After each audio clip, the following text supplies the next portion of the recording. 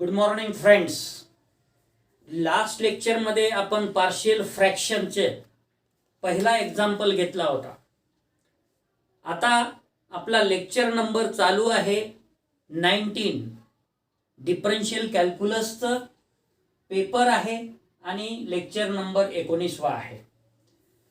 Example number 2 वर आहोत आपण आज. काय आहे example number 2? Find the nth derivative of y which is equal to x divided by x square plus a square. Solution: given that y is equal to x upon x square plus a square, x square plus a square चे जर factor पाडायचे असतील तर ते factor आपल्याला मिळतील y is equal to x upon x plus ai x minus ai. या a plus b a minus b a चा वर्ग मायनस बी चा वर्ग जर केलं तर x चा वर्ग मायनस a चा वर्ग i चा वर्ग, परंतु आपल्याला ऑलरेडी माहित आहे i चा वर्ग विच इज इक्वल टू -1 आणि त्यामुळे इथं येईल x square minus a square i square. i square म्हणजे -1, सो मायनस मायनस प्लस आणि आपली टर्म जी आहे x square plus a square तीच आपल्याला मिळेल. आता पहिला एक्झाम्पल जो घेतला होता आपण तो पार्शियल फ्रॅक्शननी a upon x plus a y plus B upon x minus a y अशा पद्धतीनं आपण ही जे राईट हँड साईडची टर्म आहे याला कन्सिडर केलं होतं which is equal to a upon x plus A I plus B upon x minus A I आणि determine केलं होतं कॅपिटल ए आणि बी. पण जर सहज आपण या फॅक्टरची ऍडजस्टमेंट करून ही टर्म लिहिता जर येत असेल तर मग डिटरमाइन ए आणि बी करायची गरज नाही, त्या फॉर्म मध्ये लिहायची गरज नाही. उदाहरणार्थ इथं आपण ब्रॅकेट मध्ये काय लिहिलं 1 upon x plus a y plus 1 upon x minus a y. याचं जर क्रॉस मल्टिप्लिकेशन केलं तर x minus a y plus x plus a y a y नाही सॉरी ए आय, तर x minus A I plus x plus A i will be cancel. 2x न्यूमरेटरला राहिलं शिल्लक. आपल्याला न्यूमरेटरला फक्त एक्सच पाहिजे म्हणजे 2 जास्तीचा आहे इथे, म्हणून आपण 1/2 जर लिहिलं तर 2 विल बी कॅन्सल आणि denominator x plus A I आणि एक्स मायनस ए आय तर आपल्याजवळ ऑलरेडी आहेच. म्हणजे ऍडजस्टमेंट जर केलं तर आपल्या 4 स्टेप्स वाचू शकतात आणि आपण हाच प्रॉब्लेम पुढे जाऊ शकतो. नाहीतर आपण काय केलं असतं a अपॉन पहिला फॅक्टर प्लस बी अपॉन दुसरा फॅक्टर, मग क्रॉस मल्टिप्लिकेशन, मग सबस्टिट्यूशन, मग एखादी बी ची व्हॅल्यू मिळेल, मग त्याच्यानंतर पुन्हा सबस्टिट्यूशन ए ची व्हॅल्यू मिळेल. त्यापेक्षा ही ऍडजस्टमेंट अजून सोपी जाते जर शक्य असेल तर. So which is equal to 1/2 in bracket x plus ai bracket raised to -1 plus x minus ai bracket raised to -1. हे झालं आपलं y इज इक्वल टू आपण कॅल्क्युलेट केलं. आता याच्या पुढे आपल्याला डिफरन्शिएशन फार सोपं जाते. उदाहरणार्थ पहिली डेरिव्हेटिव्ह जर काढायचा असेल hence y1 is equal to 1/2 as usual because of it is constant.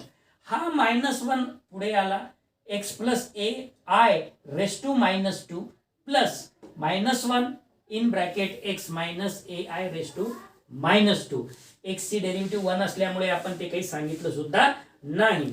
पुन्हा जर आपण दुसरी डेरिव्हेटिव्ह काढायची असेल तर y2 which is equal to 1/2 in bracket -1 हा -2 इकडे आला in bracket x plus A I raise to -3 plus -1 -2 in bracket x minus A I raise to -3.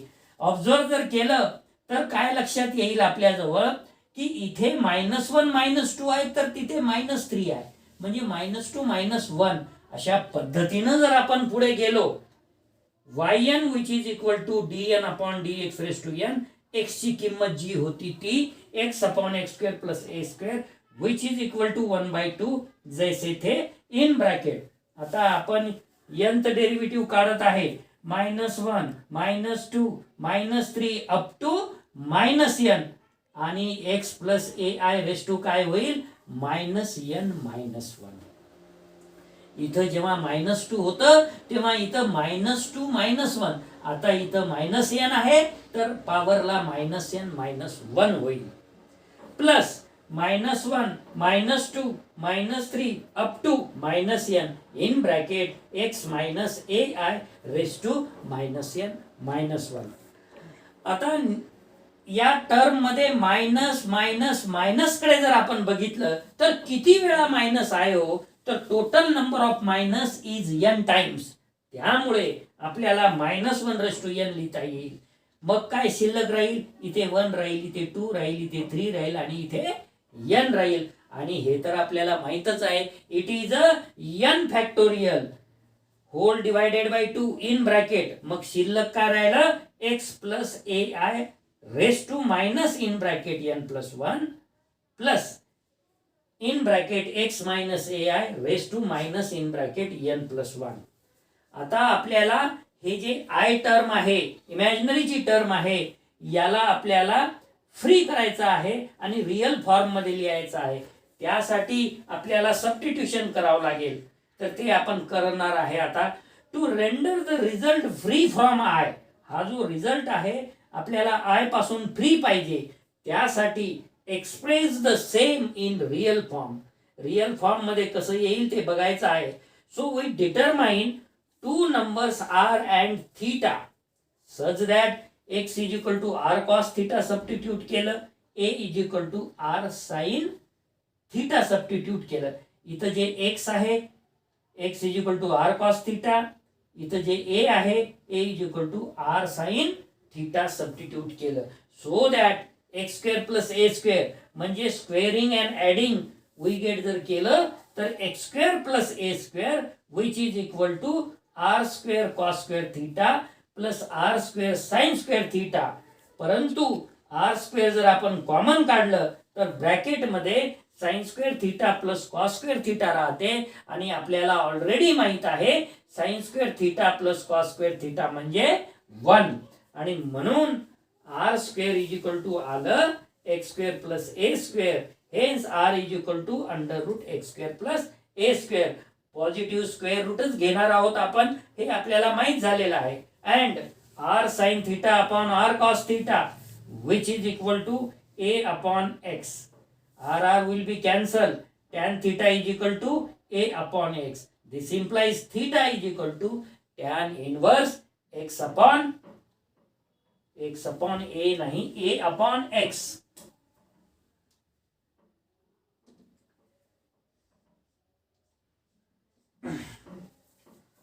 and hence आता आपल्याला या दोन्ही टर्मच्या व्हॅल्यूज काढायच्या आहे. hence x plus ai to the power minus n minus in bracket n plus 1 which is equal to x ची किंमत आपण सबस्टिट्यूट केलेली आहे r cos theta plus i, a ची व्हॅल्यू आपण सबस्टिट्यूट केलेली आहे r sin theta power minus in bracket n plus 1. आता ही जर टर्म बघितली तर डिमॉरिस थेरम सारखी आलेली आहे आणि डिमॉरिस थेरम आपल्याला ऑलरेडी माहित आहे. Cos theta plus minus I sine theta raise to n जर असेल तर cos n theta plus minus I sine n theta, मग तो n पॉझिटिव्ह असेल, तो n निगेटिव्ह असेल तरी काहीही हरकत नाही. तर ते आपण आता याच्यावर अप्लाय करणार आहोत. Hence x plus ai raised to minus in bracket n plus 1 which is equal to x ची व्हॅल्यू जे ठेवली होती आणि आफ्टर डिमॉरिस थेरम वापरला होता आपण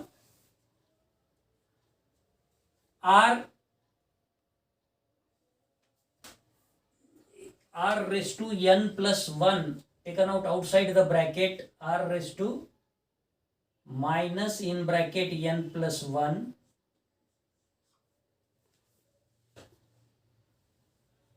yes r raised to minus in bracket r plus 1 in bracket cos of n plus 1 theta plus I sin of n plus 1 theta which is equal to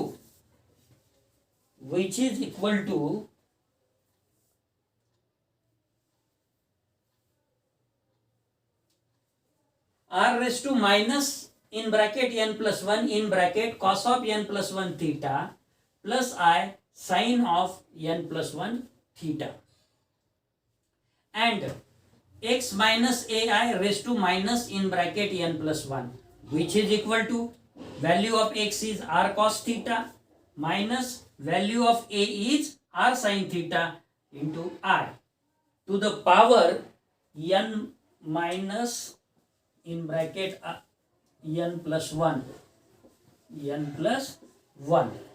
to the power minus in bracket n plus 1. So r taken out outside the bracket, that's why r which is equal to r raised to minus in bracket n plus 1, and here remaining is cos theta minus I sin theta to the power minus in bracket n plus 1.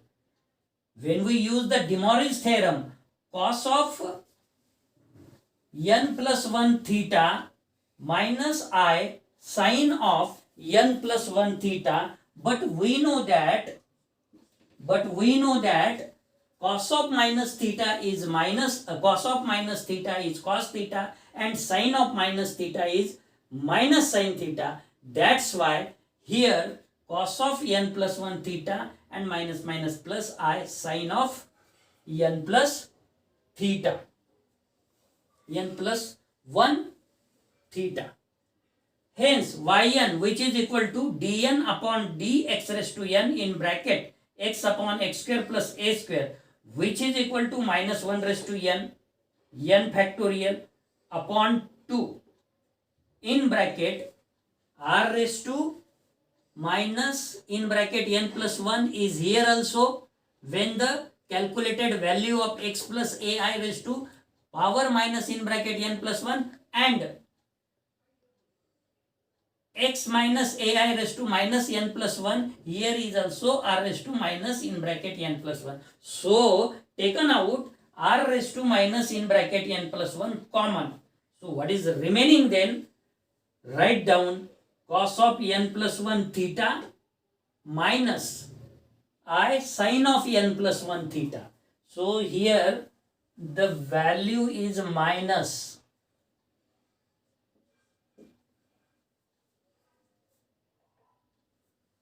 cos of n plus 1 theta minus I sin of n plus 1 theta plus cos of n plus 1 theta plus I sin of n plus 1 theta.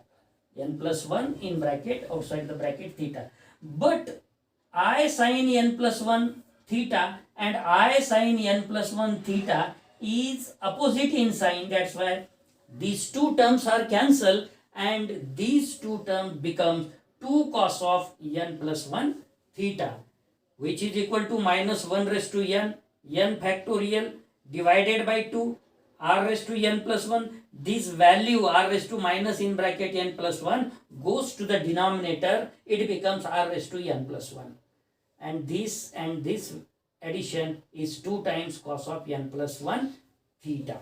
So this 2 and 2 cancel, and which is equal to minus 1 raised to n factorial divided by r raised to n plus 1 into cos of n plus 1 theta, where r is equal to under root x square plus a square and theta is equal to tan inverse a upon x, or this value which is equal to minus 1 raised to n factorial whole divided by x square plus a square to the power n plus 1 divided by 2 into cos of n plus 1 tan inverse a by x, because we know that theta is tan inverse a by x and r is under root x square plus a square. Thank you.